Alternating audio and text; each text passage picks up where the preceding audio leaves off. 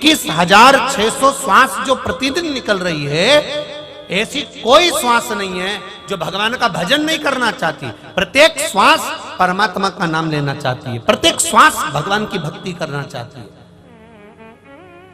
पर परमात्मा ने एक बात कही है, भक्ति करना, भजन करना, स्मरण करना, पर परिवार को पालते हुए, परिवार को लेकर चलते हुए, परिवार को साधते हुए, परिवार का स्मरण करते हुए।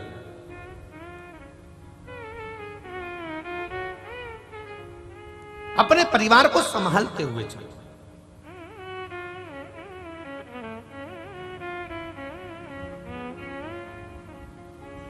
कोई साधु, कोई सन्यासी, कोई तपस्वी, कोई संत आपसे यह कभी नहीं कहेगा कि आप भी साधु बन जाओ। साधु एक बात जरूर कहेगा, संत एक बात जरूर कहेगा कि आप अच्छे गृहस्थी बन जाओ, अपने बच्चों को संभालो, अपने परिवार को संभालो और सत्यता का जीवन जीना चालू कर दो, अपने जीवन को सत्यमय बनाओ। अपने जीवन को सार्थक कर लो, अपने जीवन को आनंदित कर लो, अपने जीवन को सत्यमय बनाने का प्रयास करो। वो कहेगा। शंकर भगवान को माता पार्वती जी ने कहा जरा परीक्षा लेने जाओ। देवादिदेव महादेव अतिथि बनकर भगवान देवादिदेव महादेव चले, और जब भगवान शिव अतिथि बनकर चले और अतिथि बनकर जब पहुंचते हैं, यतिनाथ बनकर जब भगवान शंकर पहुंचते हैं, तब उस स्थान पर जहां पर आहुक और आहुका दोनों अंदर बैठे हुए थे, भवन के अंदर दोनों बैठकर भगवान शिव की भक्ति कर रहे थे, कुछ नहीं कर रहे थे, केवल शिव की चर्चा, शंकर का स्मरण। यहां आप और हम बैठकर क्या कर रहे हैं? केवल शिव की चर्चा कर रहे हैं, केवल भगवान शंकर के विषय में बात कर रहे हैं।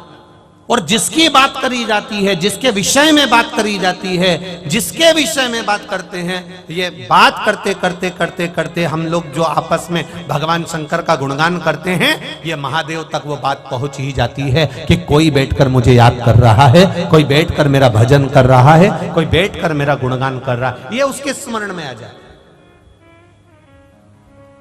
आप प्रयास करना, एक कमरे में बैठना, एक कमरे में बैठना और किसी एक व्यक्ति जो तुम्हारा सबसे ज्यादा विश्वास पात्र है, उसको उस कमरे में बिठा लेना और दोनों मिलकर किसी व्यक्ति की बात करना, दोनों मिलकर किसी की बात करना और दोनों कसम खा लेना, ना तुम बताना ना हम बताएंगे, मत बताना। पर आप दोनों ने जो बात करी है, जिसके विषय में बात करी है, उस तक वो बात अपने आप पहुंच जाती है। इसी को लोग कहते हैं कि वो कहते ना, जैसे कि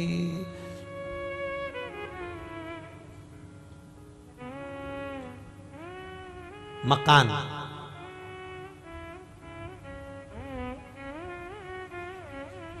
पूरा बोलो एक बार वापस, मकान, पीछे क्या लिखा है?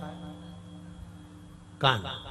मतलब कहीं पर भी बैठ के बात कर लो, दीवाल के कान होते हैं, उसी का नाम मकान है।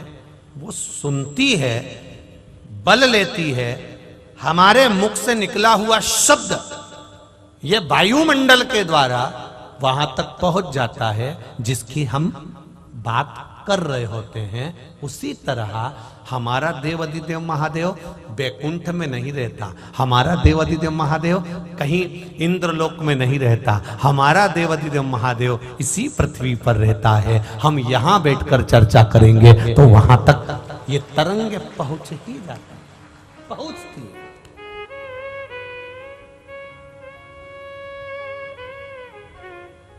ये भी एक आराधना है, ये भी एक साधना है, स्मरण, और वो भी भगवान का स्मरण।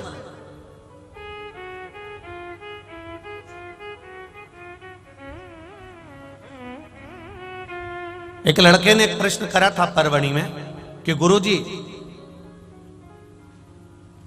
हम भगवान को याद करते हैं तो याद करने से क्या हमारा कल्याण हो जाता है? क्यों नहीं होता? इसका कोई प्रमाण है क्या कि आपने भगवान को याद कर और भगवान फल दे दिए? कोई सांसारिक प्रमाण बताइए। तो हमने कहा क्यों नहीं होता? आप भगवान को याद करोगे तो भगवान आपका कल्याण क्यों नहीं करेगा? कछुवी, कछुवी, कछुआ देखा है आप लोगों ने? बोलो, जम के बोलो जरा, देखा है? कछुए की जो धर्म पत्नी होती है कछुवी, पानी में रहती है, अंडा देती है रेत के ऊपर। पानी में कछुवी कभी अंडा नहीं देती, कछुवी अंडा देती है तो रेत पर देती है। और एक बार अंडा देने के बाद में कछुवी कभी उस अंडे के पास नहीं जाती, कभी नहीं जाएगी। एक बार अंडा देने के बाद में कछुवी उस अंडे के पास में नहीं जाएगी, पानी में रहेगी, दूर रहेगी। बस कछुवी उस अंडे को याद करती रहती है, पानी में स्मरण करती रहती है, और वो अंडा पक जाता है और उस अंडे में से बच्चा बाहर निकल जाता है, मात्र स्मरण करने से।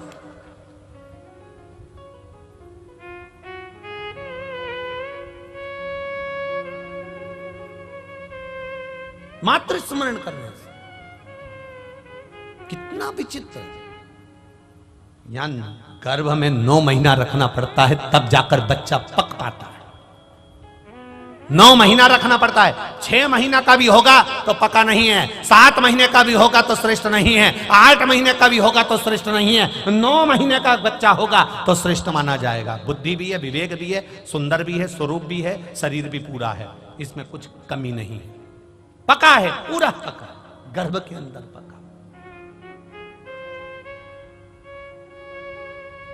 क्या हम स्मरण करते हैं तो भगवान हमारे पर कृपा दृष्टि करता? क्यों नहीं करता? कछुवी अंडा देने के बाद उसके पास में 8 महीना, 7 महीना, 6 महीना, 5 महीना, 4 महीना नहीं जाती, याद करती रहती है तो भी अंडा पक जाता है, तो भी अंडा पक जाता है। फिर गुरुजी आप कहते हो कि भगवान पर दृष्टि रखो, भगवान के चरणों पर दृष्टि रखो, तो क्या हम भगवान का दर्शन करते हैं, दृष्टि रखते हैं तो भी हमारा कल्याण हो जाता है? क्यों नहीं होता? क्यों नहीं होता? मछली अपना अंडा देती है पानी के अंदर। मछली जब पानी के अंदर अंडा देती है तो मछली उस अंडे के पास कभी नहीं जाती। तैरती तैरती मछली बस उस अंडे पर अपना ध्यान लगाती है, अपनी दृष्टि देती है। कछुवी स्मरण कर कर अंडे को पका देती है, मछली देख देख कर अंडे को पका देती है और अंडे में से बच्चे का जन्म हो जाता है। दृष्टि से भी हमारा कल्याण। दृष्टि मात्र परमात्मा के चरणों पर होगी, भगवान के चरणों पर होगी, भगवान पर होगी तो भी हमारा कल्याण हो जाएगा। महाराज फिर आप कहते हो कि कथा सुनो, कथा सुनने से कल्याण हो सकता है? क्यों नहीं होगा? टिटहरी अपने बच्चे को जन्म देती है, टिटहरी अंडे को जन्म देती है और अंडे को पृथ्वी पर पटक देती है।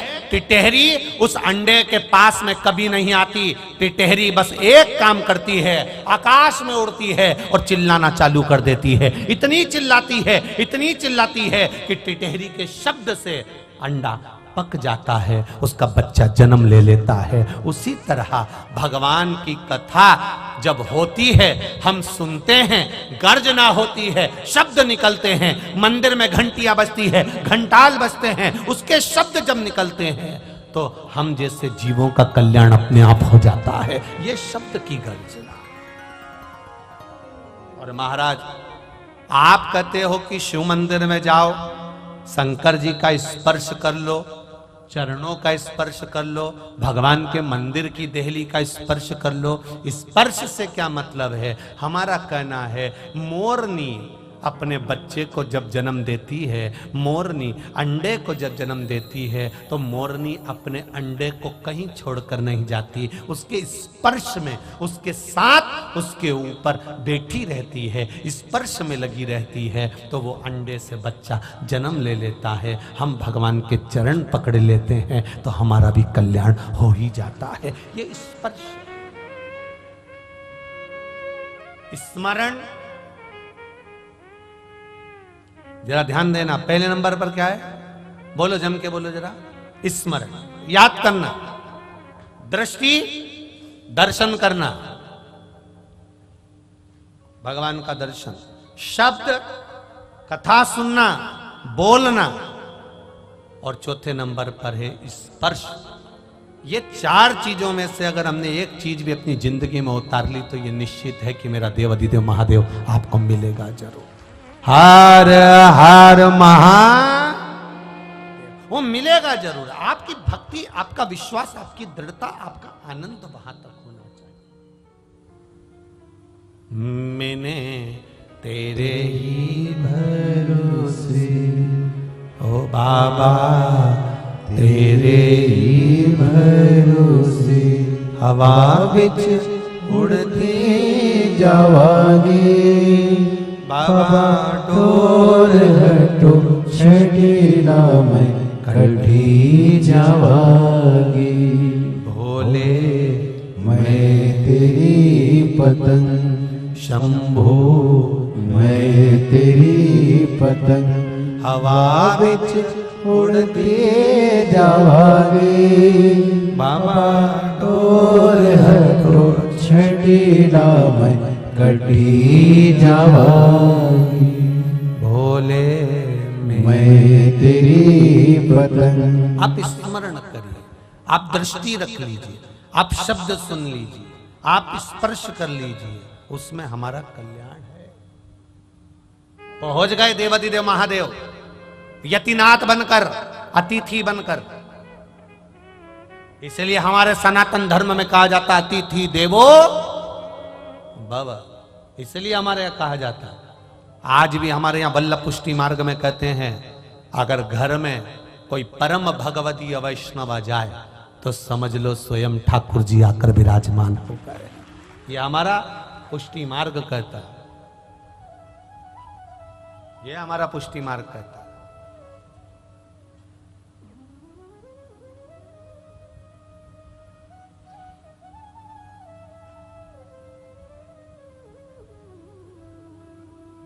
पुष्टि मार्ग में गुंजा माला भी बनाई जाती है ना, तो एक फूल की पंखड़ी को 4 बार मोड़ा जाता है और फिर सुई से पिरोया जाता है। एक पंखड़ी को। एक परम भगवती वैष्णव ने पूछ लिया कि इसको 4 बार क्यों मोड़ा है, तो हमने कहा बचपन, जवानी, अधेड़ी और बुढ़ापा सब पिरोकर भगवान के चरणों में छोड़ दिया है। अब वो संभाल, सब दे दिया उसको, परमात्मा को सब समर्पित कर दिया।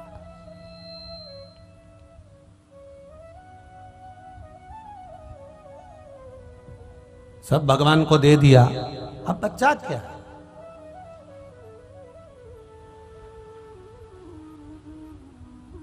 समर्पण भगवान को।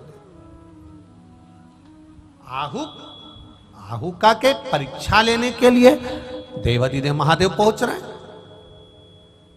यतिनाथ बनकर, अतिथि बनकर पहुंच गए।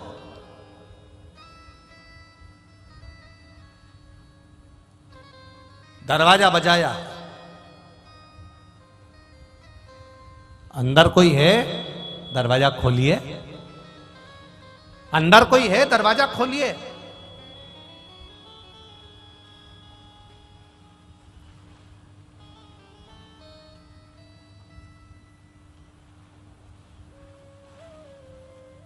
आहुका थी, आहुक नहीं थे। आहुक कुछ कार्य से गए हुए थे, तो आहुका थी।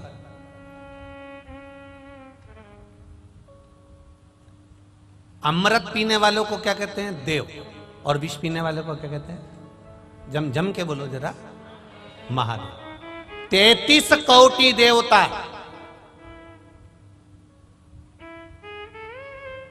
सबसे ज्यादा बात किसकी मानते थे? जम के बोलो, महादेव की। एक सरल भाषा में समझना, पहली बार इस प्रसंग को लेकर आए। श्री राम शिव महापुराण की कथा ये कंजरी में चल रही है, पहली बार यह प्रसंग आया है, तो ध्यान से सुनना जरा। अगर आपका कोई काम नहीं हो रहा है, बैंक का कोई काम नहीं हो रहा है, विद्युत विभाग का कोई काम नहीं हो रहा है, तुम्हारा नगर पालिका का कोई प्रशासन का कार्य नहीं हो रहा है, तो तुम क्या करते हो? फाइल तो लेकर जाते हो, साथ में उस प्रशासन का कोई परिचित व्यक्ति जिसकी सब मानते हो,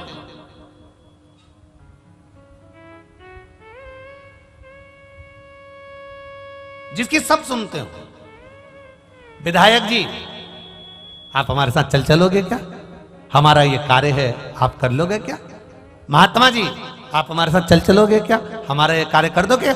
मतलब आप उसको लेकर गए हो जिसकी बात कभी ना कटे, कभी ना कटे। आप उसको साथ लेकर जाओ, आप उसको लेकर पहुंचो।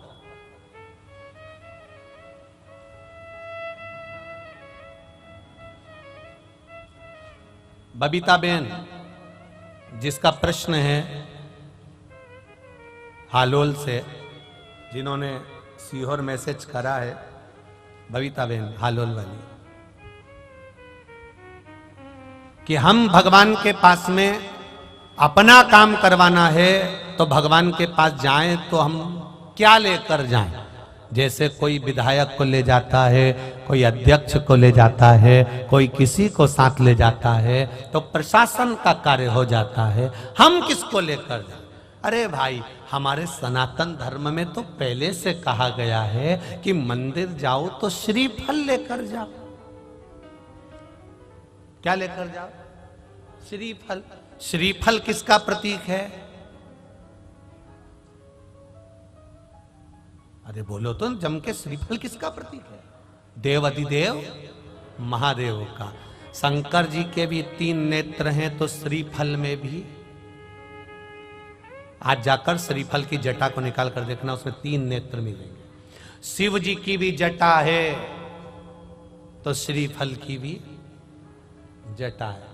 शंकर भगवान को कहते हैं कर्पूर गौरम करणाव तारम। शंकर भगवान का बाहर का स्वरूप देखोगे तो कठोर मिलेगा, भीतर से मेरा महादेव सबके लिए अमृत देकर विष पीने वाला बेटा है, वो सबके लिए निर्मल है। इसलिए श्रीफल भी ऊपर से कठोर, अंदर से नर्म है।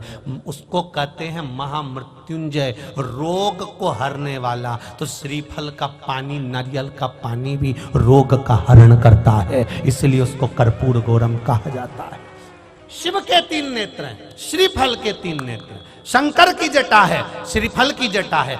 क्यों हनुमान मंदिर में, क्यों राम मंदिर में, क्यों शिव मंदिर में, क्यों सारे देवी देवता के मंदिर में, संपूर्ण देवता के मंदिर में, विवाह में, शादी में, उद्यापन में, मंडप में, आदि का आदि, जन्म से लेकर मरता है, मुर्दे को भी लेकर जाते हैं तो शमशान में भी श्रीफल जाता है। उसका कारण केवल इतना सा है, क्योंकि वो शंकर है, तुम्हारे जन्म से लेकर मरे तक तुम्हारा पीछा नहीं छोड़ता है, तुम्हारे साथ रहे।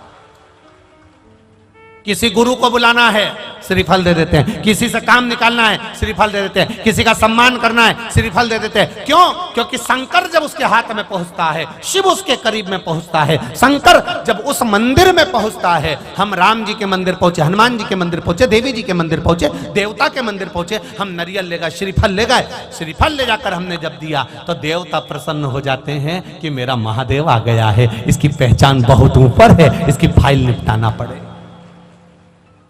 मेरा महादेव आया है, इसकी फाइल निपटाना पड़ेगी। लोग कहते हैं उसने एक श्रीफल दिया, काम नहीं पड़ गया, क्योंकि वो श्रीफल नहीं है, वो मेरा देव अधिदेव महादेव है।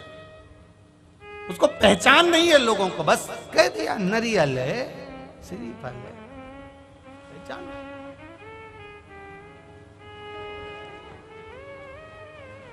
जानना महाराज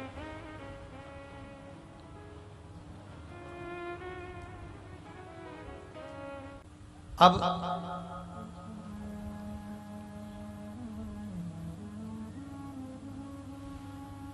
आहुका ने दरवाजा खोला, भगवान शिव अंदर प्रवेश किए। आहुका ने कहा, आप कौन हो, कहां से आए हो, कैसे आए हो, क्या काम है आपको, किस लिए आपका आगमन हुआ है, किस लिए आप पधारे हो,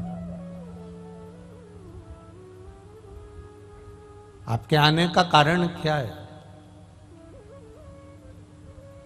अतिथि बनकर, यतिनाथ बनकर भगवान आए और भगवान ने आकर कहा, रास्ता भटक गया हूं, मार्ग नहीं मिल रहा, इसलिए मेरा मन है कि मैं एक रात्रि आपके यहां रुकना चाहता हूं, केवल एक रात्रि। थोड़ा ध्यान देना इस कथा पर।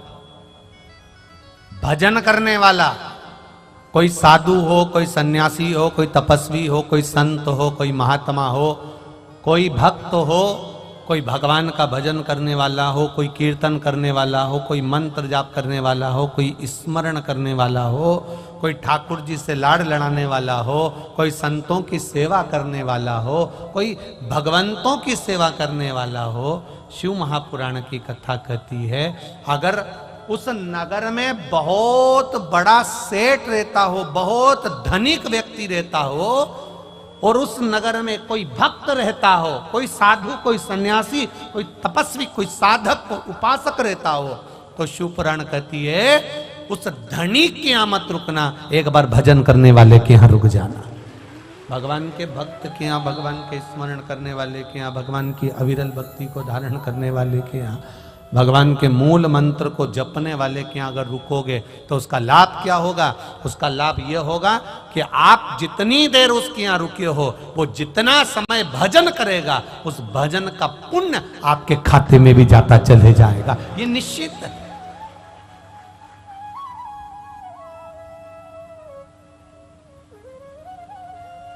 शंकर जी के मंदिर जाते हो आप लोग?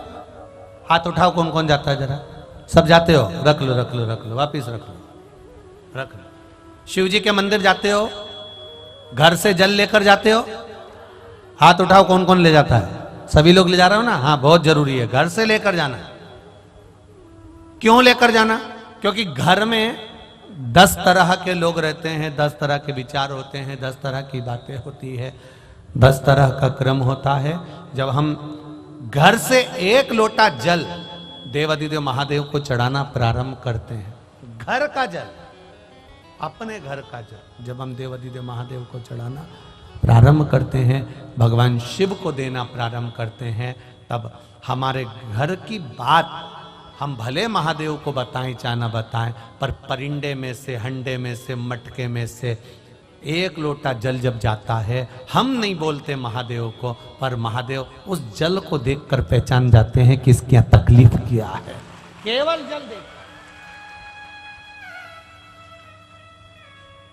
आप तो द्वारका के, आप तो गुजरात के निवासी हो,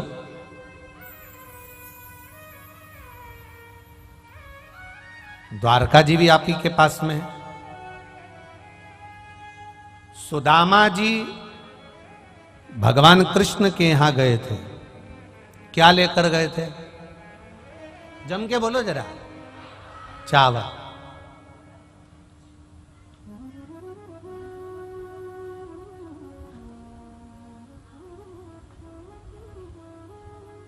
भगवान कृष्ण ने 3 लोक का राज्य दिया, 3 लोक का राज्य चावल को देख के दिया था कि बासमती था कि लाल किले का था। चावल देख के दिया था भगवान ने? नहीं, चावल नहीं। पड़ोस में गई सुशीला, मेरा पति द्वारका जा रहा है, थोड़ा सा कुछ दे दो। वो फटक रही थी तंदुल, उसने सुशीला के पल्लू में दे दिया। पल्लू में जब तंदुल आया और पल्लू में तंदुल आया तो तंदुल डलते से ही पल्लू फट गया, नीचे चावल गिर गया, नीचे गिर गया चावल नीचे। सुशीला ने उस पल्लू को फाड़ा, उसके 4 भाग सुशीला ने करे, फिर तंदुल उसमें भरा और तंदुल भरकर ले जा रही है। कंकर भी पड़ा हुआ है, बीनती बीनती रास्ते भर जा रही है। आंख का अश्रु उस तंदुल पर गिरते चले जा रहा है, आंख का अश्रु उस तंदुल पर गिरता गिरता जा रहा है, गिरता गिरता। तंदुल को बांध कर सुदामा जी को दे दिया, सुदामा जी ये तंदुल लेकर चले जाओ। ये तंदुल सुदामा जी आप लेकर जाइए। सुदामा जी ने तंदुल बाजू में दबाया, लेकर पहुंच गए।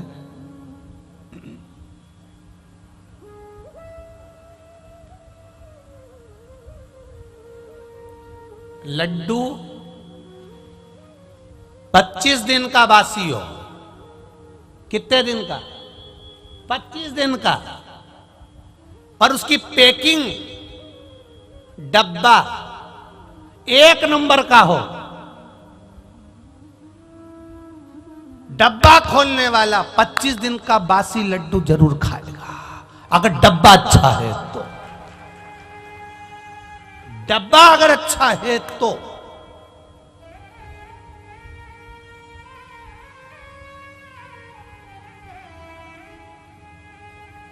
पल्लू भगवान कृष्ण के हाथ में पोटली लगी।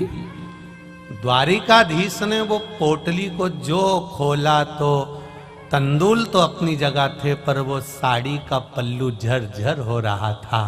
भगवान समझ गए, जब साड़ी का पल्लू ऐसा हो रहा है तो तंदुल इसके घर का नहीं है, दूसरी जगह का है। पर पल्लू को देखकर पहचान गए, इसलिए 3 लोग का राज्य प्रदान कर दिया। केवल पल्लू, केवल वस्त्र। दुनिया के लोगों ने कहा उन्होंने तंदुल खाया तो 3 लोग का राज्य दे दिया। तंदुल खाया तो 3 लोग का राज्य दे दिया। ये तो दुनिया के लोगों ने दृष्टि गलत कर ली। जो भगवान को बता दिया कि तंदुल खाया तो 3 लोग का राज्य दिया। अगर सुदामा तंदुल भी लेकर नहीं जाते, केवल सुशीला का एक छोटा सा कपड़ा, केवल एक कार्ड, ये कपड़ा नहीं था।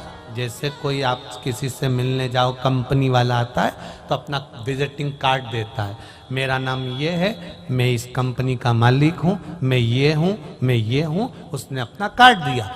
कार्ड दिया मतलब कभी भी जरूरत पड़े तो तुम यहाँ जाना, आपको कोई सामान भेजना हो तो यहाँ भेज देना। सुशीला ने पल्लू नहीं दिया था, अपना विजिटिंग कार्ड दिया था कि ये कार्ड वहां तक पहुंच जाए, उसके बाद में 3 लोग का राज्य तो यहाँ अपने आप भेज देगा, कोरियर ही आ जाएगा। तुम भेजो तो सही है, जाओ।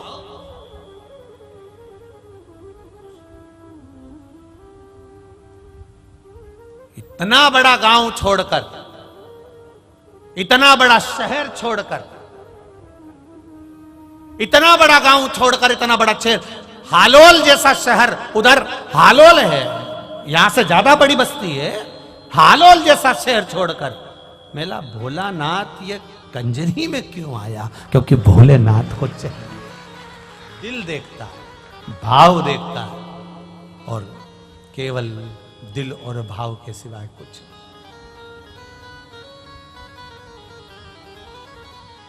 आदरणीय महंत श्री राम मंदिर के राम नारायण दास जी महाराज जी को मैं बार बार साधुवाद दूंगा कि आपका प्रेम खींच कर लाया है देवाधिदेव महादेव को यहां तक।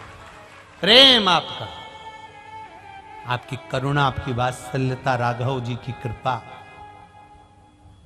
और जो आपने राम जी के मंदिर में जो महादेव जी बिठा के रखे ना स्फटिक के, वो भी बहुत दिन से कह रहे थे, राम जी उनको कहते थे कथा सुनना है। भोलेनाथ जिस दिन से स्फटिक का शिवलिंग बैठा उस दिन से राम जी भोलेनाथ जी के पीछे पड़े, बिल्कुल दोनों आमने सामने। तुम जाके राम मंदिर में देख लेना, दोनों आमने सामने। पहले मेरा मन कहता है ये शंकर जी का मंदिर राम जी के बिल्कुल ठीक सामने बनने वाला था। वो तो शंकर जी ने सोचा है, राम जी रोज बार बार कहेंगे कथा सुनाओ कथा सुनाओ। पार्वती जी को सुनाई थी, काकभुसुंडी को सुनाई, सबको सुनाई, हमको सुना। तो राम जी ने तुरंत शंकर जी ने महंत जी को कहा होगा साइड में बना, दिखूंगा ही नहीं। तो वो मंदिर थोड़ा राम जी के सम्मुख में साइड में, अब दोनों बैठे अलमस्त में आराम से।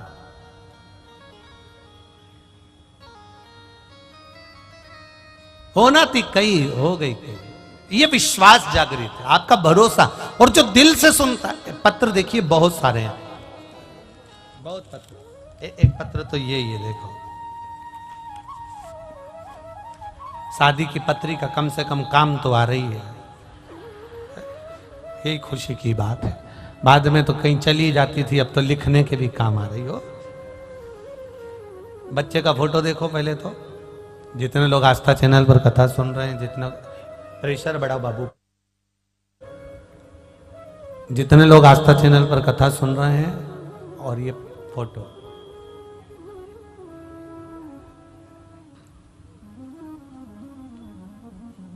सो आशा विठल पाटिल है मेरा नाम, सूरत गुजरात से आई हूं। कहीं बैठी हो तो हाथ हिलाइएगा, जहां कहीं बैठी हो।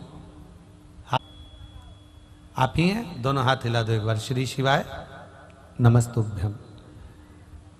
सूरत गुजरात से आई हूं गुरुदेव। आपने जो शिव महापुराण की कथा में एक लोटा जल का वर्णन किया है, शंकर भगवान का गुणगान करने का वर्णन किया है, शिव जी पर सफेद आंकड़े की जड़ का, डीले कम कर दे बाबू, सफेद आंकड़े की जड़ का जो गुणगान किया है, मेरी बेटी सो ज्योति सुरेश पाटिल, उसकी शादी को 12 साल हो गए थे। शादी को 12 साल हो चुके थे। उसे एक 10 वर्ष की लड़की थी, उसके बाद में उसको कोई संतान नहीं हुई। सारे डॉक्टरों को दिखाया, सबको बताया, पर संतान का सुख नहीं। परिवार वाले कहते थे डिकरी तो है, डिकरा नहीं है। बड़े भाव से देवाधिदेव महादेव की कथा, बड़ोदरा की कथा में बाबा से विनती करी। बाबा की करुणा उदारता ऐसी रही शिव कृपा से, बाबा की करुणा। हम लोग बड़ोदरा भी आए थे, लेटर भी भेजा था शिव जी का कि हमारे यहाँ पर बाबा की कृपा से। बड़ोदरा की कथा में हमने पत्र भेजा था कि हमारे यहाँ बाबा की कृपा से, एक बाबा की करुणा से संतान का जन्म हुआ है और बाबा की कृपा से ही प्राप्त हुई है। आज फिर बाबा का ये पत्र भेज रही हूँ, शिव कृपा से प्राप्ति हुई है। बैठिए बहन। श्री शिवाय नमस्तुभ्यम। शिव तत्व इसी को कहते हैं, शंकर की करुणा इसी को कहते हैं।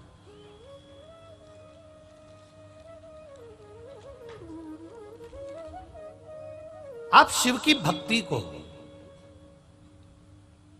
आप शंकर भगवान के गुणगान को कर रहे हैं। शिव आता कहां है? क्या गांव में जगह नहीं थी? पर आहुका के दरवाजे पर मेरे देवाधिदेव महादेव यतिनाथ बनकर विराजमान हो गए। और जो यतिनाथ बनकर विराजमान हुए, सम्मुख में आकर खड़े हो गए। आहुका ने दरवाजा खोला। आप कौन है, कहां से आए? मैं एक राहगीर हूं, भटक गया हूं, मैं जानता नहीं हूं, मेरा मार्ग भटक गया है, मुझे यहां एक रात्रि रहने के लिए जगह दे दीजिए। तब आहुका ने कहा, बाबा जी हमारा घर छोटा है, एक कक्ष है, एक कमरा है, इसमें कैसे आप रहेंगे? कमरा भी इतना छोटा है कि केवल मैं और मेरा पति इसमें रह पाता है, केवल मैं और मेरा पति इसमें रह पाता। एक पत्र देखिए,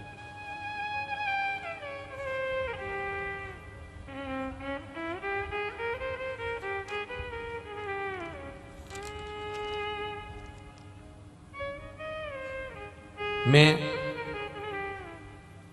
हालोल कंजरी से हूं, किशन क्लासिक से हूं। किसी ने पत्र लिखा है, जो भी हो अपने स्थान पर खड़े हो सकते हैं। मैं हालोल कंजरी से किशन क्लासिक से हूं। बाबा जी, हम लोग 1995 से यहां रह रहे हैं। 1995 से हम यहां रह रहे हैं। गुरुदेव, हमारे पास में हमारा घर का मकान नहीं था, इतना था भी नहीं कि हम लोग घर का मकान ले सके। पर मेरी एक सहेली ने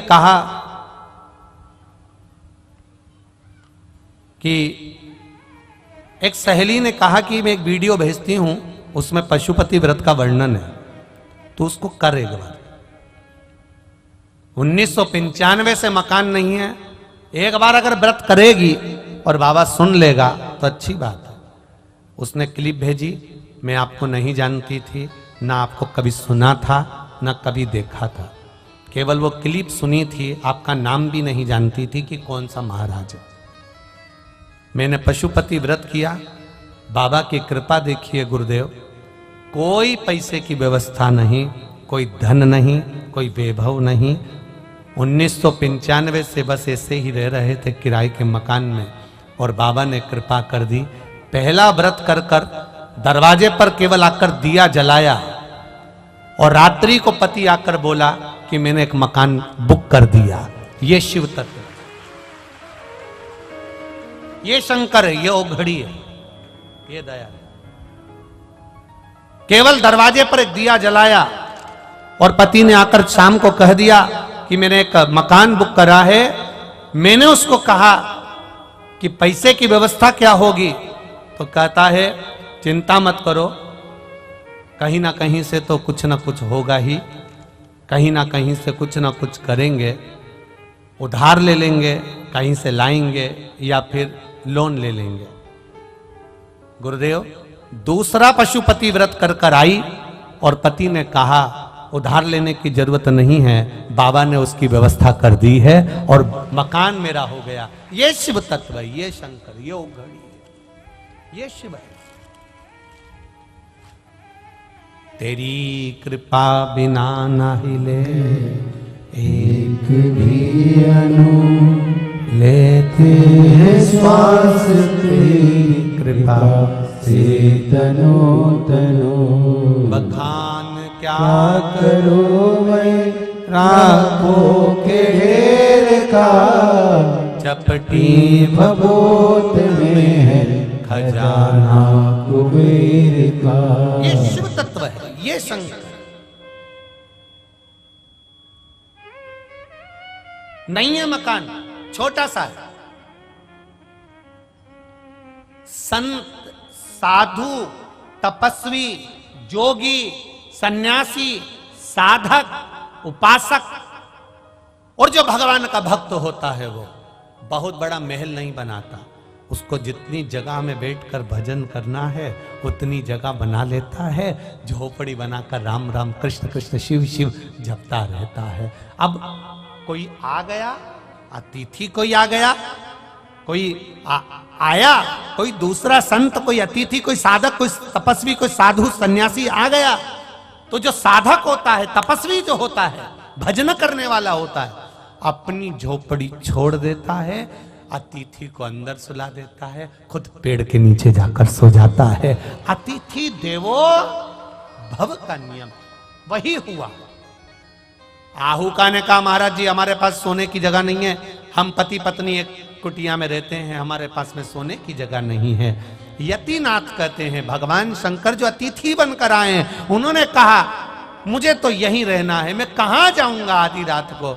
इतने में आहुका ने कहा भी थोड़ा सा प्रकाश है, थोड़ा सा प्रकाश है, थोड़ा सा उजाला है, पास में गांव है, नगर बसा हुआ है, आप वहां चले जाओ। नहीं नहीं नहीं, मैं जाऊंगा तब तक अंधेरा हो जाएगा, मैं नहीं जा सकता, मुझे यहाँ रहना है, मुझे यहीं पर रहना है। बारंबार जब कहा गया, बारंबार कहा जा रहा है, बार बार कहा जा रहा है, तब आहू का हाथ जोड़कर खड़ी हो गई, हमारे पास जगह नहीं, मैं आपको भोजन करा देती हूँ, मैं आपको पानी पिला देती हूँ, मैं आपका आतिथ्य कर देती हूँ, मैं आपका सत्कार कर देती हूँ, मैं आपके चरण धो लेती हूँ, पर हमारे यहाँ रुकने की व्यवस्था नहीं है व्यवस्था।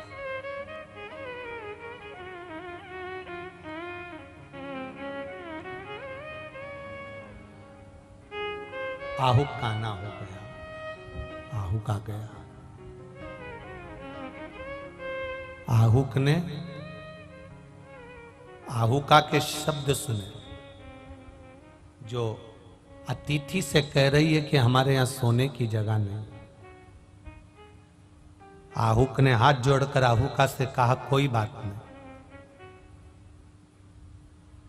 कोई बात नहीं।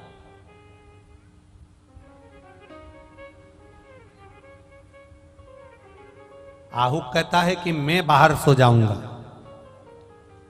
मैं रात्रि में बाहर हो जाऊंगा, अतिथि यहीं पर रहे।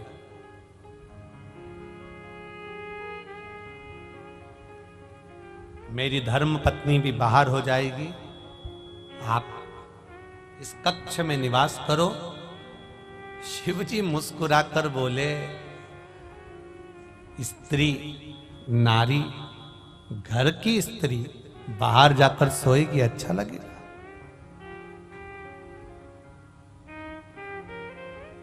घर की नारी अगर बाहर जाकर सोएगी तो उसमें श्रेष्ठता किसकी बनेगी? लोग क्या कहेंगे? यतिनाथ भगवान कर रहे हैं, लोग मुझे अपशब्द कहेंगे कि ऐसा अतिथि आया, ऐसा मेहमान आया, घर की नारी को बाहर ले जाकर पटक दिया और खुद अंदर सो गया, मुझे श्रेष्ठ नहीं लगता। तब आहूक ने कहा, महाराज जी, मैं आपको जानता नहीं, पहचानता नहीं, अपनी नारी को, अपनी स्त्री को मैं अंदर कैसे सुला दूं? आप जिस कक्ष में सोएंगे उस कक्ष में मैं नारी को कैसे सुला सकूं? कैसे सुनाऊं?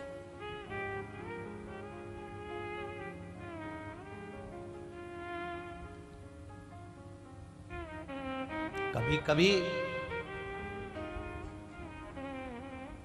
बड़े भारी प्रसंग आकर खड़े हो जाते हैं, बड़े भारी।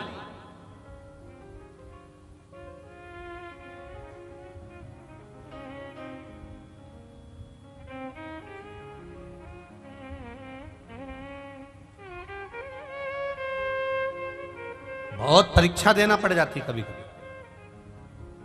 ओरछा के राजा भगवान कृष्ण को मानते थे, ओरछा की रानी भगवान राम को मानती थी।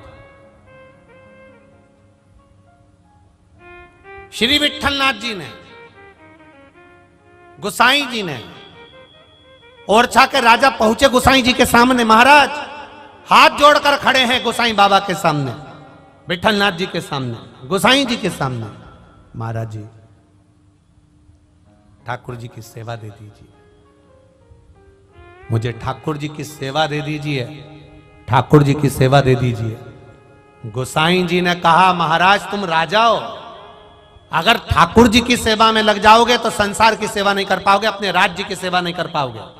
मैं आपको सेवा नहीं दे सकता, मैं आपके घर में ठाकुर जी विराजमान नहीं कर सकता। नहीं, मुझे ठाकुर जी की सेवा दे दीजिए, मुझे ठाकुर जी की सेवा दे दीजिए। बार बार हाथ जोड़ रहे हैं, बार बार निवेदन कर रहे हैं, बार बार निवेदन कर, मुझे ठाकुर जी की सेवा दे दो।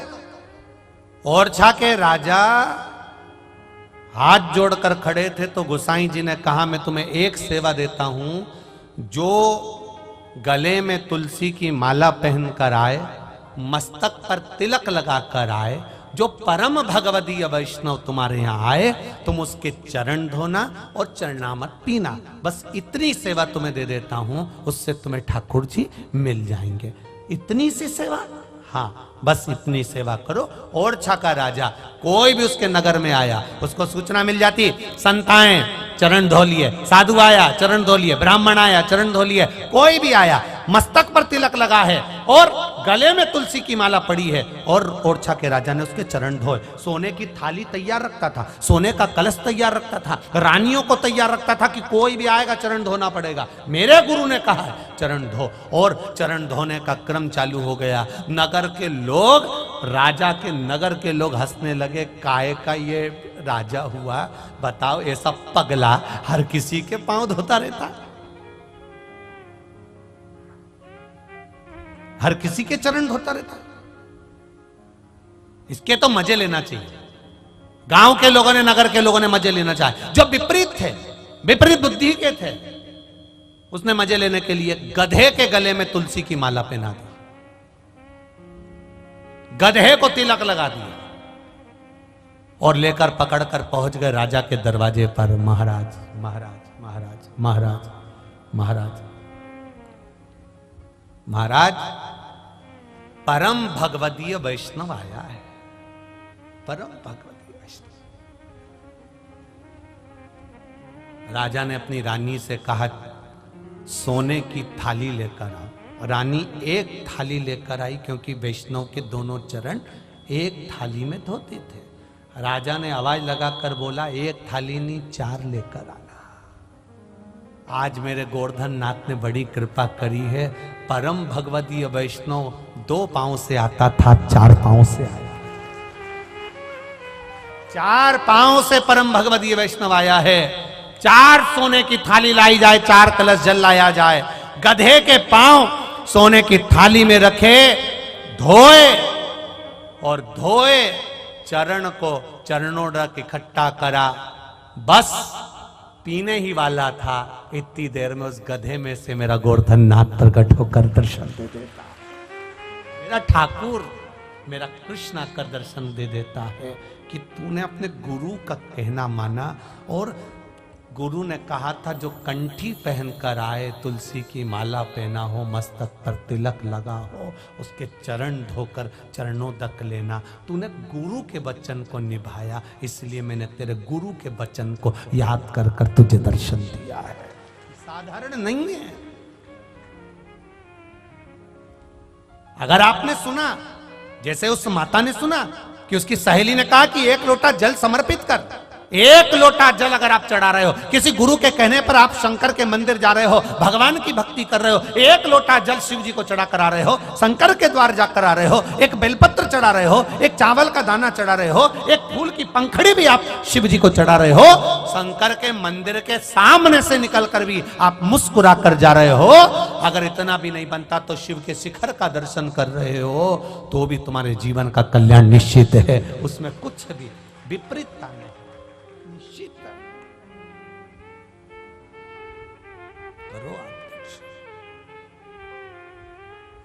जब आप भगवान शिव के स्मरण करते हैं, कहा महाराज जी आप अंदर सोएंगे, मेरी धर्म पत्नी अंदर सोएगी, दुनिया के लोग क्या कहेंगे। यतिनाथ भगवान ने कहा अगर नारी को बाहर सुलाता हूं तो लोग मुझे हंसेंगे, एक काम करता हूं मैं बाहर सो जाता हूं। शंकर भगवान जब बाहर सोने की बात करने लगे तो आहुक ने कहा नहीं नहीं, आप अंदर सो, आप अंदर सो।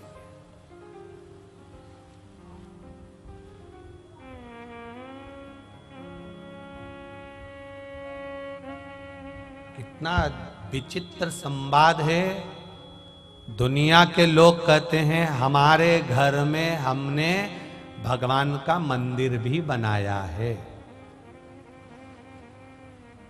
कहना यह चाहिए कि भगवान के मंदिर में हमने अपना घर बनाया है, कहना यह चाहिए। ये संपूर्ण ब्रह्मांड तो मेरे परमात्मा का है। ये घर, जमीन, जायदाद, गाड़ी, बंगला, सब कुछ तो उसी का है। जब आए थे, माता के गर्भ से जब जन्म हुआ था, दोनों मुष्टिकाएं बंद थी। तुमको ये भी नहीं मालूम था कि तुम्हारी आंखें अच्छी होंगी, तुमको ये भी नहीं मालूम था तुम्हारी नासिक अच्छी होगी, तुम्हें ये भी नहीं मालूम था तुम्हारी जिह्वा अच्छी होगी, तुम्हें ये भी नहीं मालूम था कि तुम्हारे कर्ण अच्छे होंगे, तुम्हें ये भी नहीं मालूम था कि तुम दोनों पांव से चल पाओगे, तुम्हें ये भी नहीं मालूम था कि तुम्हारे हाथ अच्छे होंगे, तुम्हें ये भी नहीं मालूम था कि तुम दुनिया का दर्शन कर पाओगे। भगवान भोलेनाथ को बार बार धन्यवाद दिया करो कि तूने मुझे अच्छे घर में जन्म दिया, अच्छा शरीर दिया, अच्छा कुल दिया, अच्छा परिवार दिया, अच्छी प्रतिष्ठा दी, अच्छी इज्जत दी।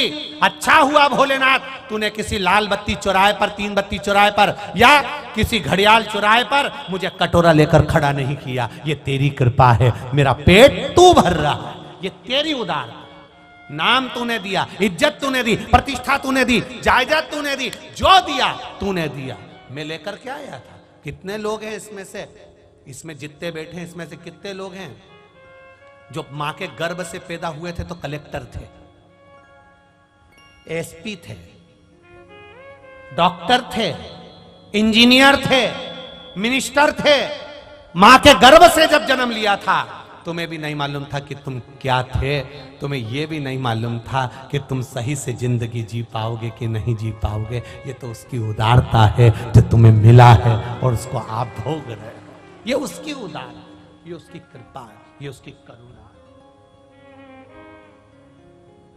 और उसको उसने दिया और देने के बाद भी तुम इतनी अभिमतता में फूल गए। मैं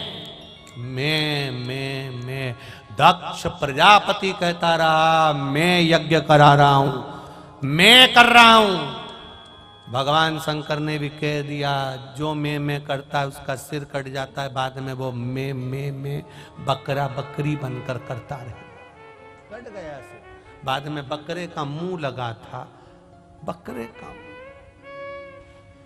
भगवान विष्णु ने कहा तुम अपने जमाई की, शंकर जी की स्तुति गाओ। अब इंसान का मुंह होता तो स्तुति गाता, कर्पूर गौरम कर्णावतारम बोल लेता, नमामि शमीशान निर्वाण रूपम बोल लेता, पर बकरा कौन सी स्तुति गाता? मुख बकरे का लगा था तो बकरा कैसा बोलता है वैसा बोल दिया।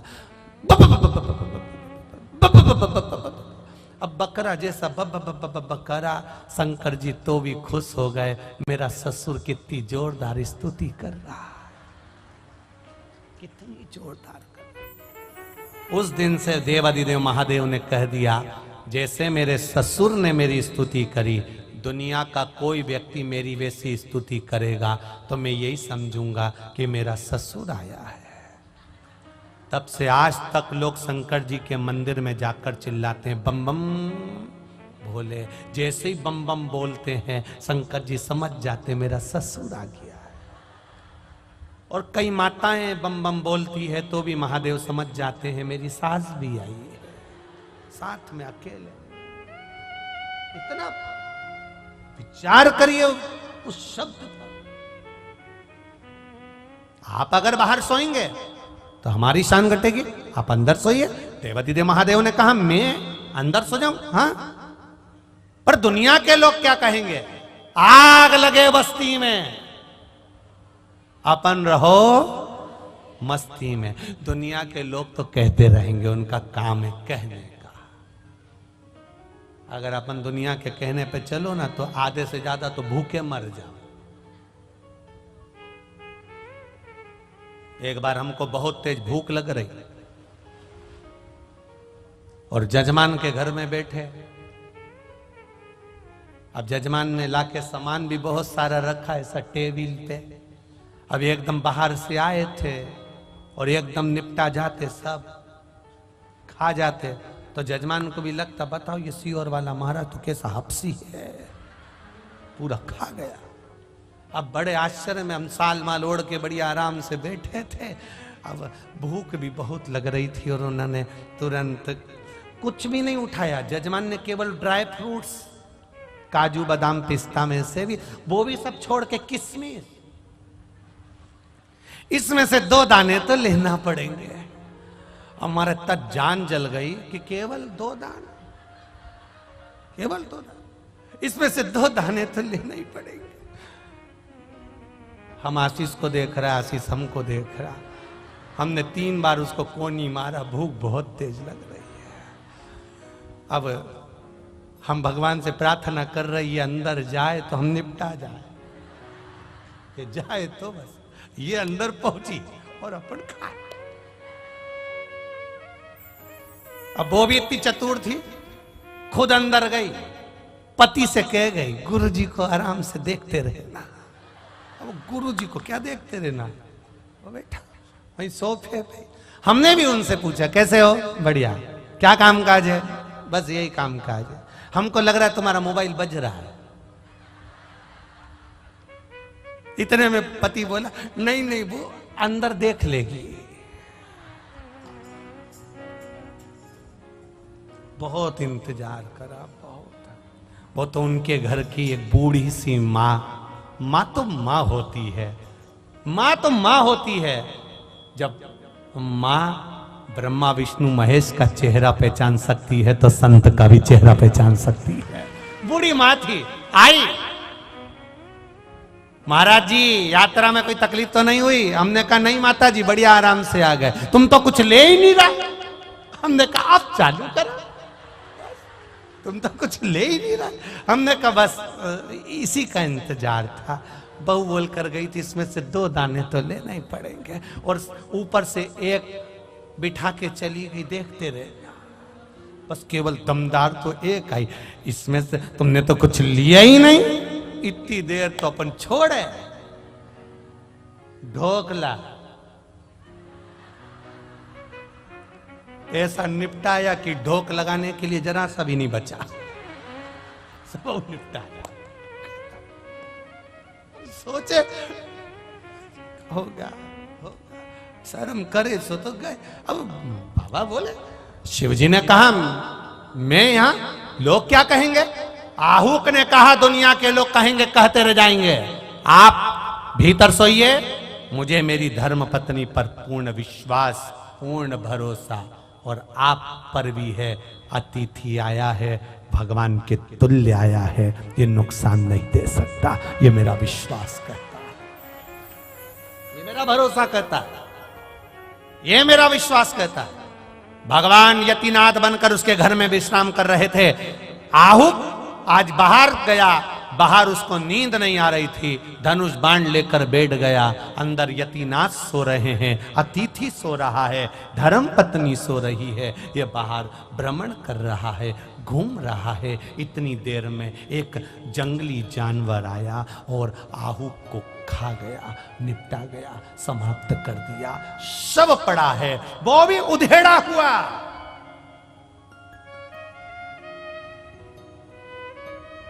शव पड़ा है, वो भी उधेड़ा हुआ। जो उधेड़ा हुआ शव, मांस के छीतड़े पड़े हैं। यतिनाथ भगवान अंदर सो रहे हैं, आहू का अंदर सो रही है। सवेरे सवेरे आहू का उठी, यतिनाथ जी नहीं उठे, उठे ही नहीं, क्योंकि लीला ही उनकी थी, नहीं उठे।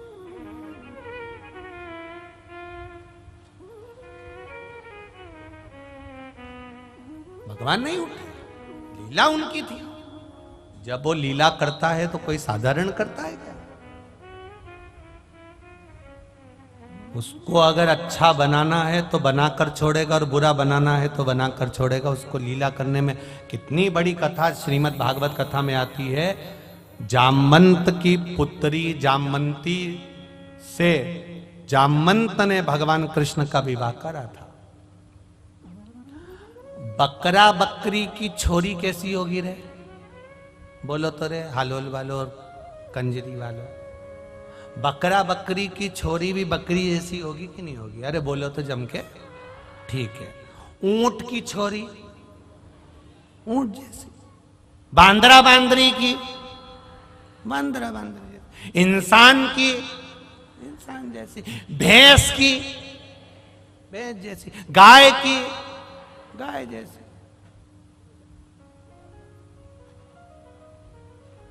अब ये जामवंत कौन था? रीछ। तो रीछ की रीछड़ी। अब जैसा रीछ का मुंह, रीछ का मुंह कैसा था? तुमने जामवंत को देखा? रीछ का कभी देखा तुमने? पहले सर्कस में रीछ आता था, ऐसा बड़ा सा मुंह, पूरे चेहरे पर बाल, पूरे शरीर पर बाल। जामवंती का स्वरूप भी ऐसा ही था, पूरा मुंह लंबा, पूरे चेहरे पर शरीर पर बाली बाल, ये बड़े बड़े, और पूरा चेहरा काला, भयंकर रीछ जैसा। जामवंत ने भगवान कृष्ण से कहा मेरी बेटी से तुम्हें विवाह करना पड़ेगा। भगवान ने कहा क्यों? मेरी बेटी सालों से इंतजार कर रही, राम अवतार में मैंने कहा था आप विवाह करना, आपने कहा था एक पत्नी व्रत का पालन कर रहा हूं, अगला अवतार लूंगा तब तुम्हारी बेटी से विवाह करूंगा। मैंने कहा था मेरी बेटी तो बूढ़ी हो जाएगी, तब आपने कहा था जब तक उससे शादी नहीं कर लेता तब तक बूढ़ी नहीं होगी। मेरी बेटी अभी तक जवान है प्रभु, युवान अवस्था में है, आप मेरी बेटी से विवाह कर लो।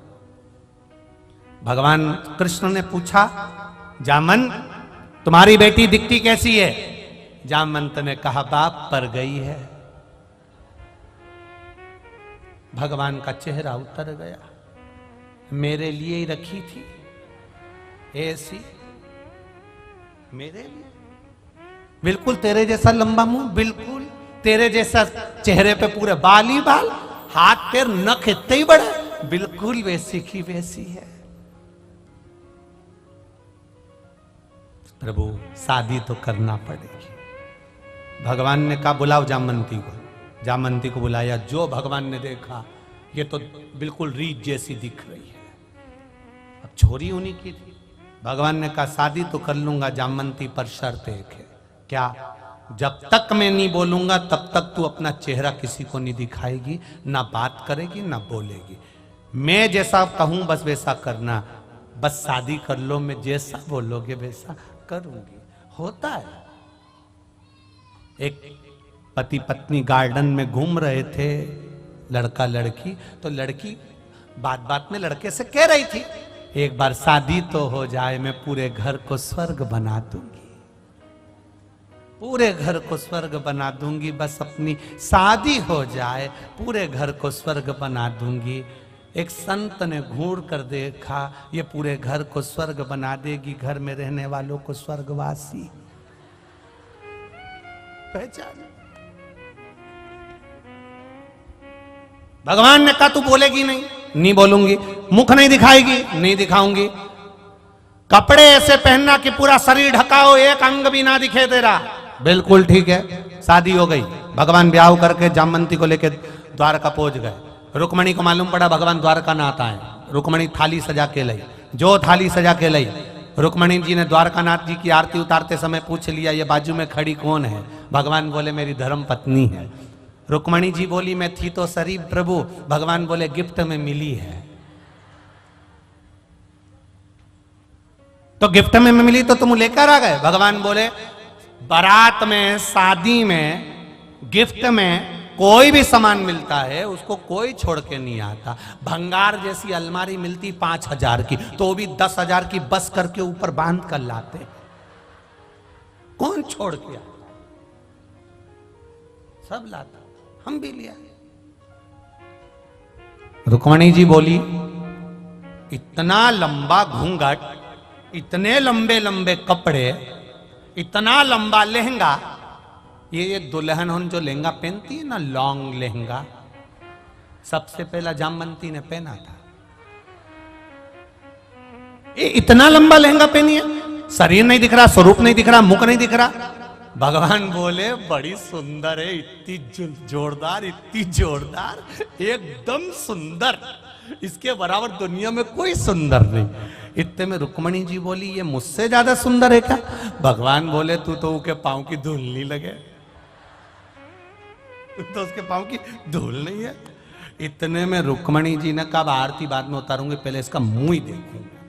और थाली रखी नीचे और जामवंती का मुंह घूंघट उठाने लगी। भगवान ने कहा था मुंह छुपा के रखना, जामवंती ने घूंघट पकड़ के रखा।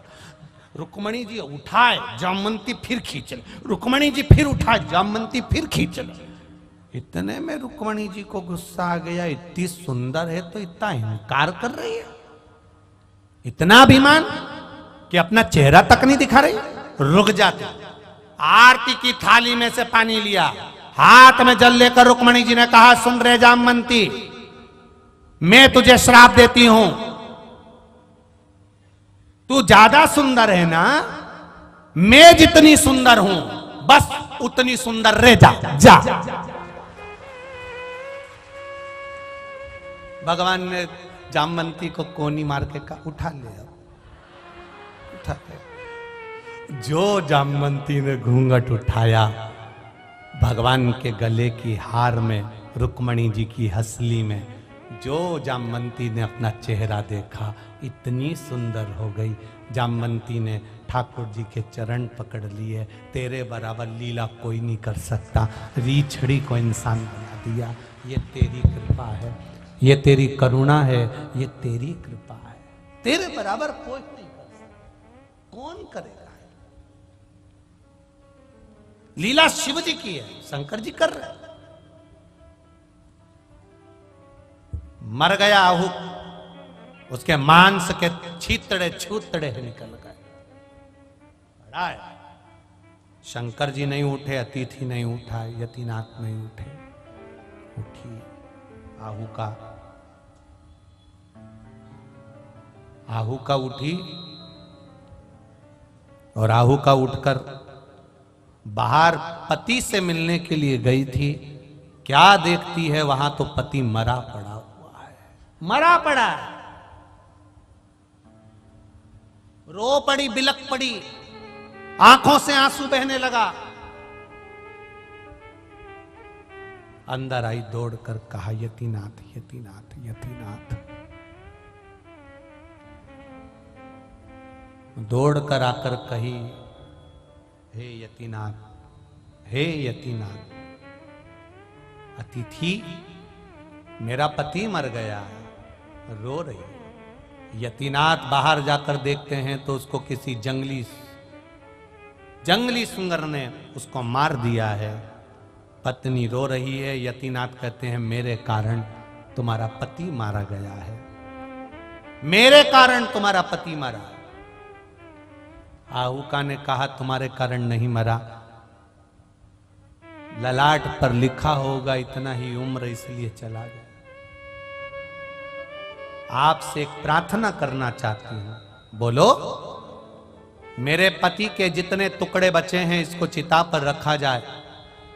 मैं अपने पति के साथ सती होना चाहती हूं। बस आप चिता तैयार कर दो, मैं अपने पति के साथ सती हो जाऊं। ऐसी कृपा कर दीजिए, ऐसी दया कर दीजिए। चिता तैयार हुई और वो चिता तैयार होकर पति के टुकड़ों टुकड़ों को रखा गया। आहू का उस चिता पर जाकर बैठी।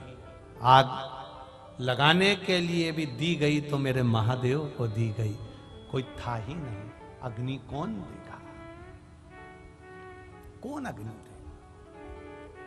जैसे ही अग्नि लगाने के लिए देवाधिदेव महादेव को दिया, महादेव उस अग्नि के सम्मुख में 5 क्षण के लिए बैठे और महादेव यतिनाथ के रूप में प्रकट होकर कहते हैं, जीवित हो जाओ, मेरा वर है, तुम्हारी परीक्षा लेने के लिए आया था, तुम्हारी परीक्षा लेने के लिए आया था, प्रकट हो। आहू का दोनों प्रकट हो, दोनों।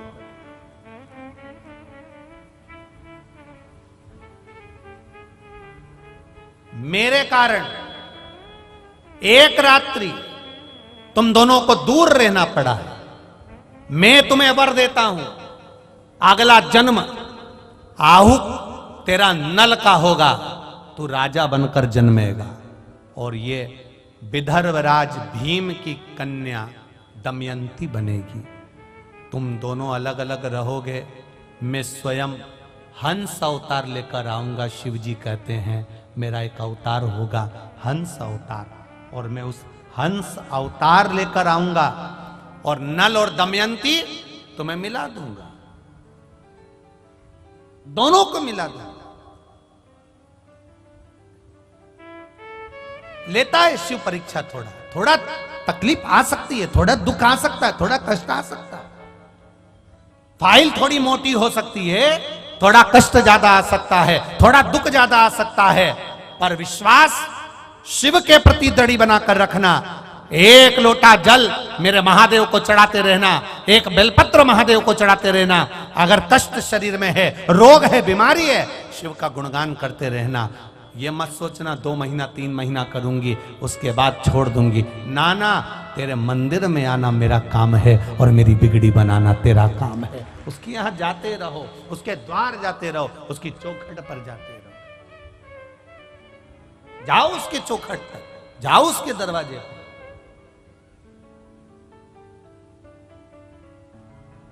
और उसके पास पहुंचोगे तो दुख मिटेगा, जो ये निश्चित है।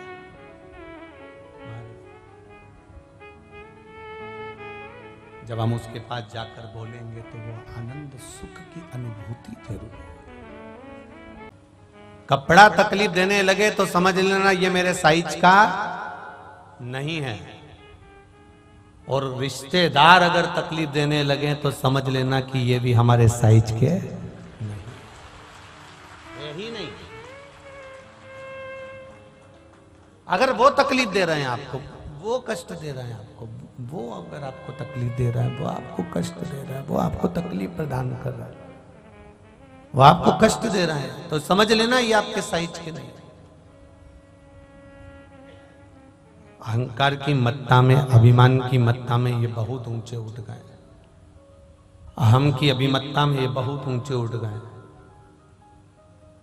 और अहंकार की अभिमत्ता में जब ये बहुत ऊंचे उठ गए, अहंकार की अभिमत्ता में जब ये बहुत ऊपर पहुंच गए हैं, तो ये समझ लेना कि ये अब आपके साइज के नहीं रहे।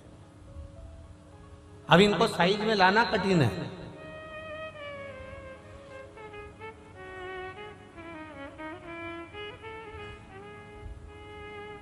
आहुक और आहुका जिसकी कथा कल चल रही थी,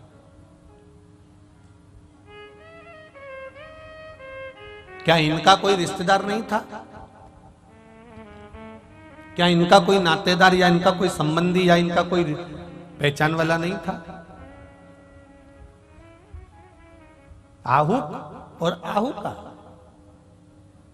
थे, इनके भी अपने थे, इनके भी रिश्तेदार थे, इनके भी कुटुंबी वाले थे, इनके भी परिवार वाले थे।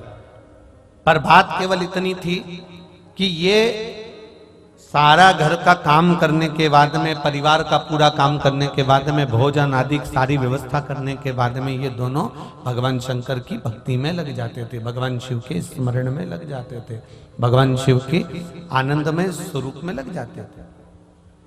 जब आप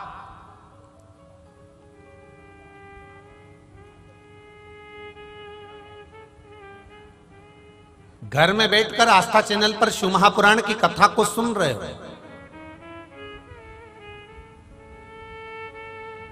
इतने में कोई आ गया तुम्हारा पहचान वाला, तुम्हारा मामा आ गया, तुम्हारी मौसी आ गई, तुम्हारे जीजा जीजी आ गए, तुम्हारे काका जी आ गए, कोई भाई आ गया, कोई बहन आ गई, कोई आ गया, और आप कथा सुन रहे हो। आपका ध्यान उनकी ओर गया, आपने आदर करा, सम्मान करा, सत्कार करा, बिठाया, पानी पिलाया, परंतु फिर आप वापिस टीवी की ओर कथा को सुनने में लग गए। अब उनको बुरा लगेगा कि नहीं लगेगा? बोलो, जम के बोलो। लगेगा ना कि हम तो एक तो इनसे मिलने के लिए आए, हम इनके पास पहुंचे हैं, इनके नजदीक में पहुंचे, उनके पास में पहुंचे हैं, और उनके पास में पहुंचने के बाद भी, उनके पास में, उनके नजदीक में पहुंचने के बाद भी इनका ध्यान, इनका चित्त, इनका मन कथा में तो लग ही नहीं रहा, हम में तो लग ही नहीं रहा। बस ये टीवी के सामने आस्था चैनल पर जो कथा आ रही है उसको देख रहे हैं, या मोबाइल पर लगा हुआ है, या लैपटॉप पे लगा हुआ है, कथा में मन लगा। और सरल भाषा में समझो, आप मंदिर जा रहे हो थाली लेकर, आप भगवान के द्वार जा रहे हो भगवान का पूजन करने के लिए, अर्चना करने के लिए, सेवा करने के लिए, गला पकड़ रहा है, अर्चना करने के लिए, सेवा करने के लिए, भजन करने के लिए आप मंदिर जा रहे हो। और जब आप मंदिर जा रहे हो, सेवा करने के लिए पहुंच रहे हो, भगवान का भजन करने के लिए पहुंच रहे हो, मंत्र जाप करने के लिए पहुंच रहे हो, इतने में कोई तुम्हारे घर पर आकर बैठ गया और तुम आधे घंटे तक, 1 घंटे तक मंदिर से बाहर ही नहीं आए।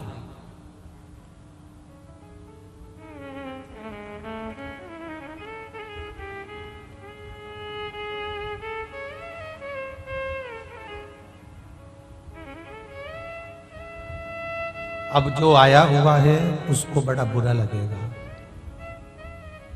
जो पहुंचा हुआ है उसको वो ठीक नहीं लगेगा कि बताओ मैं तो इसके यहाँ आकर बैठा हूं और ये मंदिर में लगा हुआ है, शिव जी के अभिषेक में लगा हुआ है, अर्चना में लगा हुआ है, पूजन में लगा हुआ है। आहू और आहू का दोनों भील और भिलनी के यहाँ पर भी सारे रिश्तेदार थे, संबंधी थे, पहचान वाले थे। थोड़ी दूर पर गांव था, गांव में इनके पहचान वाले रहते थे, पर कोई इनसे संबंध नहीं रखता था। कारण केवल इतना सा था कि ये जितना समय बचता था उतना समय ना तो निंदा में लगाते थे, ना चुगली में लगाते थे, ना बुरे कर्म में लगाते थे, ना इधर उधर बैठने में लगाते थे। अगर ये समय लगाते थे तो भगवान शंकर की भक्ति में लगाते थे, उनके स्मरण में लगाते थे। इनका बाकी का जो समय था वो उसमें लगता था।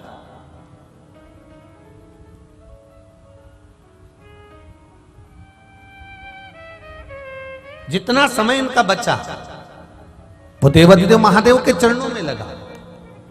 अब आप में और उनमें कितना अंतर है? कई लोग कहते हैं भगवान शंकर हमारे यहाँ नहीं आते, कोई कहता है भगवान देवाधिदेव हमारे यहाँ नहीं पहुंचते, कोई कहता है भगवान देवाधिदेव महादेव हमारे नहीं हो पाते, शंकर जी हमारी बात नहीं सुन रहे, राम जी हमारी बात नहीं सुन रहे, कृष्ण जी हमारी बात नहीं सुन रहे। कौन कहता है भगवान बात नहीं सुनता?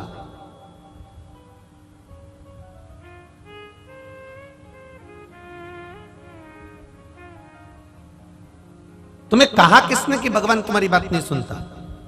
एक हाथी, श्रीमद् भागवत कथा और विष्णु पुराण, गर्ग संहिता में भी संवाद है, वराह पुराण में भी संवाद है, नारद पुराण में भी संवाद है।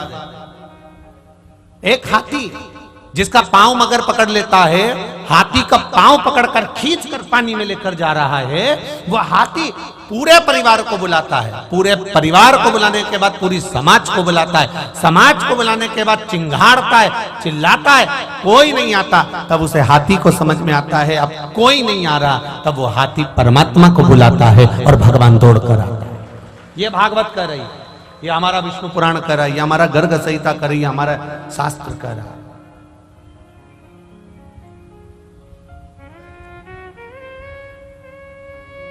लोग कहते हैं भगवान हमारी बात नहीं सुनता, शिव पुराण कहती है चींटी के पांव में नुपुर बांधो, शिव पुराण कहती है वो नुपुर की भी आवाज मेरा महादेव सुनता है, तो तुम्हारी क्यों नहीं सुनता? जरा विचार तो करिए।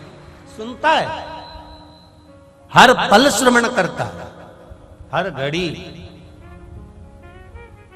ये मोबाइल तो अब हो गए, फोन तो अब चालू हो गए, इसके पहले मोबाइल और फोन थे क्या? इससे पहले जरा निकालो तो सही, जरा पहले से ना फोन था ना मोबाइल था। बेटी रहती थी बड़ौदा में, मां रहती थी हालोल में। ईमानदारी से बोलना रही जीजियो, बेटी बड़ौदा है, मां हालोल में। जब मां को याद आती थी बेटी की, उधर बेटी भी मां को याद करती थी। ना फोन था ना मोबाइल था, ये दिल का कनेक्शन था, ये दिल का संबंध था, ये दिल का कनेक्शन था, ये स्नेह का कनेक्शन था।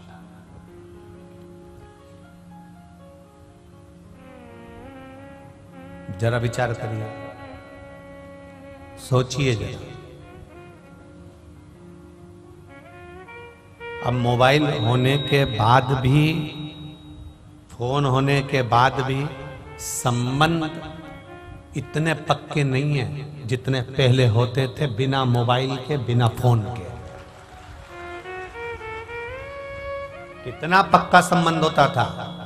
एक बार लड़का लड़की को देखता था, एक बार संबंध पक्का हो जाता था, मरते दम तक निभाते थे दोनों पति पत्नी। आज के जमाने में संबंध पक्का होने के बाद में मोबाइल नंबर ले लिया जाता है, छोरा छोरी को फोन लगाता है, छोरी छोरे को फोन लगाती है, डीकरा डीकरी को और डीकरी डीकरे को फोन लगाती है, और 8-8 घंटा, 10-10 घंटा, 11-11 घंटा, 12-12 घंटा तक फोन चलता रहता है। शादी होने के एक दिन पहले तक रात को 3-3, 4-4 बजे तक बात होती रहती है। उसके बाद में जब संबंध हो गया, संबंध होने के बाद में साल 3 साल 4 साल बाद दोनों पति पत्नी अदालत में खड़े मिलते हैं। इतना बात करने के बाद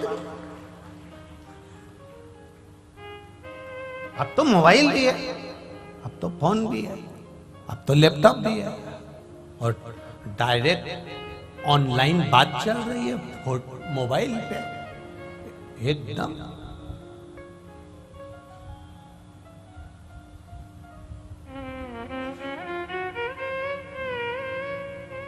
और जरा सा ऑनलाइन बात चल रही है और जरा सा तुम नहीं दिखते तो क्या बोलता है फोन पे, कहां हो, दिख तो है ही नहीं रहे हो। फिर पानी पीने चले गया था, अच्छा, फिर आके बैठ गया, फिर गायब हो गया, कहां हो, नेटवर्क चले गए, अब ना दिख रहा। ना दिखने का कारण एक है, पानी पीने चले गया था इसलिए नहीं दिख रहा था, रोटी खाने चले गया था इसलिए नहीं दिख रहा था, या नेटवर्क चले गया था इसलिए नहीं दिख रहा था। उसी तरह भगवान कब तक नहीं दिखता, जब तक हम किसी काम में लगे रहते हैं या हमारा नेटवर्क चले गया।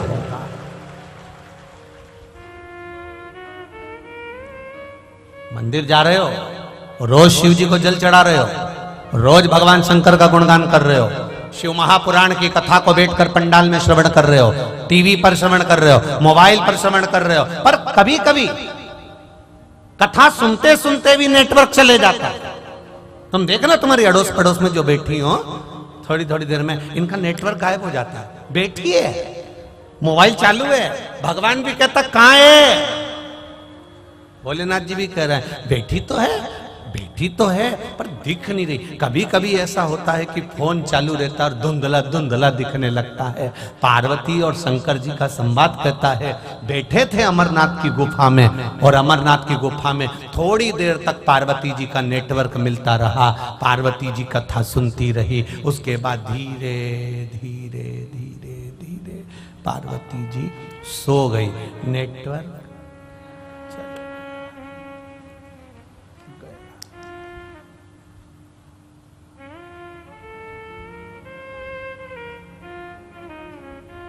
जब जागी पार्वती जी, शिव जी ने पूछा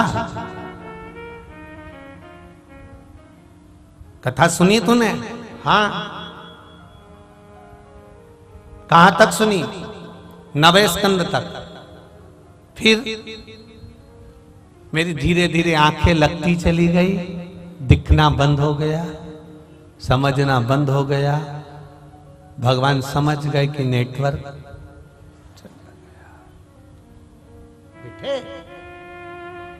कभी कभी ऐसा हो जाता है, तुम बैठे कथा में हो, बैठे आस्था चैनल के सामने हो, बैठे फेसबुक यूट्यूब के सामने हो, कथा सुनना है, तुमने मन बनाकर बैठी हो कि मुझे कथा सुनना है, अपने हाल में हो रही है, अपने कंजरी में हो रही है, पूरी कथा सुनूंगी। पर बैठी तो थी, पर बैठे बैठे मन में आ गया फ्रिज के अंदर दूध रख के नहीं आई, कहीं बिल्ली नहीं पी जाए, नेटवर्क गायब हो गया, पहुंच गया उधर तुरंत, पहुंच गया उधर, गया। अब वो नेटवर्क गया,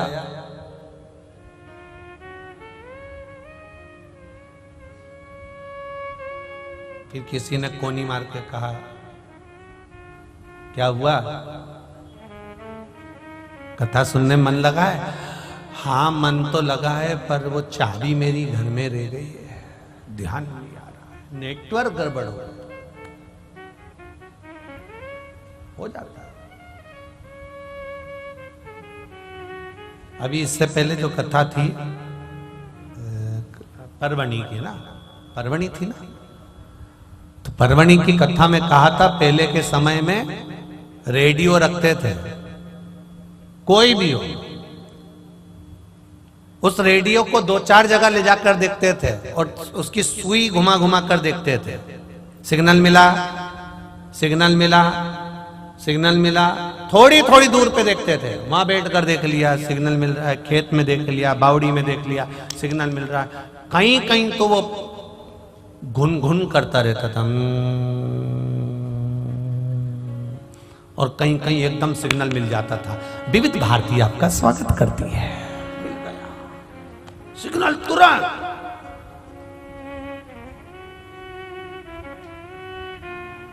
अब क्या करा उसने, रेडियो वाले ने, उसको मालूम है बेलपत्री के पेड़ के नीचे बैठूंगा या कुएं के पास बैठूंगा या मंदिर के पीछे बैठूंगा या वहां जाकर बैठूंगा, नेटवर्क मिल जाएगा।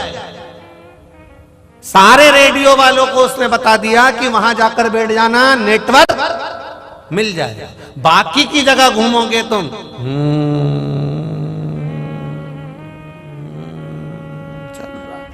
और फिर किसी ने कहा वहां जाके बैठ जाओ, नेटवर्क है। और जैसे ही वो वहां जाके बैठा, वैसे विविध भारती आपका स्वागत करती है, चित्रहार में आपका स्वागत है, कौन सा गाना पेश किया जाए। अब फरमाइश से आई, तुरंत नेटवर्क मिल गया, तुरंत। इसी तरह से कहीं पर भी घूम लो, वहां तक तो ठीक है, आवाज आती रहेगी, घूमते रहोगे, आवाज आती रहेगी। पर जैसे ही तुम महादेव की कथा में या शिव मंदिर में जाकर बैठे, महादेव से नेटवर्क मिल जाता है, शंकर से नेटवर्क मिल जाता है। राम मंदिर में जाकर बैठे, राम जी से नेटवर्क मिल जाता है। सिग्नल मिलाने वाला चाहिए कि कहां जाकर मिलेगा, वो बस वहीं जाकर हमें बैठना, उसी स्थान पर बैठे, उस जगह पर बैठे।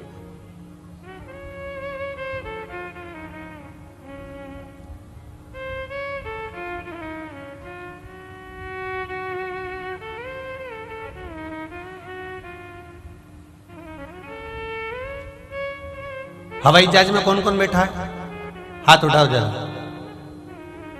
जो लोग बैठे हैं हवाई जहाज में, बैठ गए, चलो ठीक है। वो मैडम माइक लेके बोलती है, कृपया अपना मोबाइल फ्लाइट मोड पे डालना। मतलब अब तुम्हारा ये मोबाइल इसमें नहीं चलेगा, तो फ्लाइट मोड पर डाल लीजिए। वो ये कहना भूल जाती है कि अब तुम बहुत ऊपर उड़ने वाले हो, भरोसा किसी का नहीं है। अपने मन को भगवान के मोड पर डाल दो। वो उल्टा बोल जाती है कि फ्लाइट मोड पे डाल दो। उसने मोबाइल का बोला पर मन का नहीं बोला। और एक बार अगर प्लेन थोड़ा सा यूं हुआ, फिर याद आया, जय हनुमान ज्ञान गुण सागर, जय कपीस लोकु जागर, रामदूत अतुलित बलधामा, अंजलि पुत्र पवन सुत नामा। मतलब इस मन को फ्लाइट मोड पर डालने की जगह अब भगवान के मोड पर डाल दिया। भगवान, इतने में उसने माइक पकड़कर बोल दिया, मौसम ठीक नहीं है। फिर तो अब कुछ नहीं, मम्मी की याद, अब मोड चेंज हो गया, एकदम चेंज। बस इतना ही हमको करना है। जब ये मन, जब ये चित्त, जब ये वृत्ति, जब ये बुद्धि गलत जगह जाए, तो इसको ले जाकर भगवान के मोड पर ले जाकर छोड़ देना है। राम नाम, कृष्ण नाम, शिव नाम पर छोड़ देना है। भगवान के भजन पर ले जाकर छोड़ देना है। भगवान की भक्ति पर ले जाकर छोड़ देना है। अविरल भक्ति की ओर छोड़।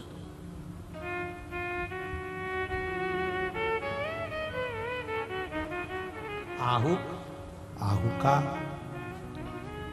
दोनों रिश्तेदार हैं, गांव में रहते हैं, परिवार वाले हैं, गांव में रहते हैं, पर संबंध नहीं बन पा रहा। संबंध इसलिए नहीं बन पा रहा क्योंकि ये भजन करने वाले हैं वो बिना भजन के, ये भील है तो वो भी भील है, ये भिलनी है तो वो भी भिलनी है। अंतर क्या भील भिलनी में? कभी कभी नेटवर्क नहीं मिल पाता। स्वयं शबरी अम्बा का चरित्र देखिए। शादी हो रही है शबरी की, मंडप सजाया गया है, दूल्हा आने वाला है। सुंदर शबरी अम्बा ने अपने पिताजी से पूछ लिया कि पिताजी, ये इतने सारे जीव जानवर लेकर आए हो, इनका क्या करोगे? तो कहा, बेटा ये जीव जानवर जो आए हैं, इन जीव जानवर को तेरे बाराती जो आने वाले हैं, रिश्तेदार जो आने वाले हैं, उनको इनको मारकर खिलाया जाएगा।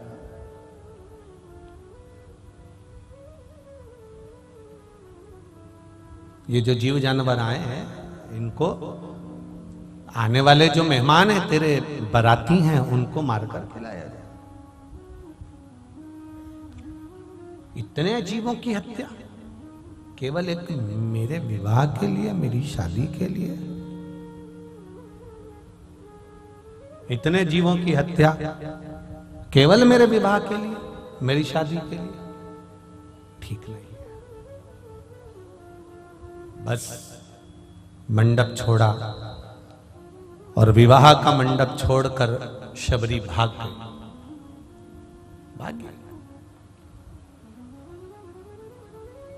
रुकी नहीं है, सीधे वन में।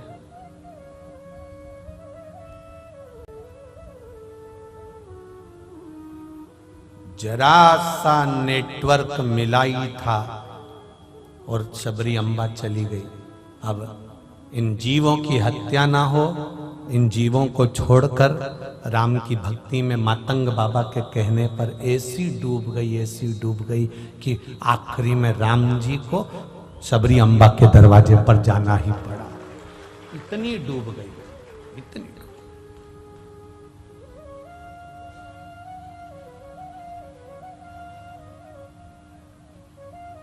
इतनी भक्ति, इतना विश्वास, इतनी दृढ़ता थी कि उसमें वो डूब जाती।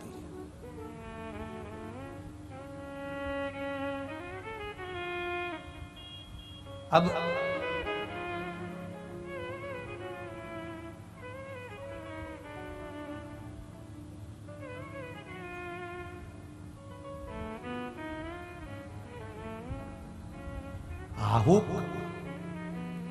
आहू का दोनों प्रबल है, भजन का बल प्रबल है। पार्वती जी ने देवाधिदेव महादेव से कह दिया कि इनकी परीक्षा लेने जाओ, जाओ इनकी परीक्षा लेने के लिए।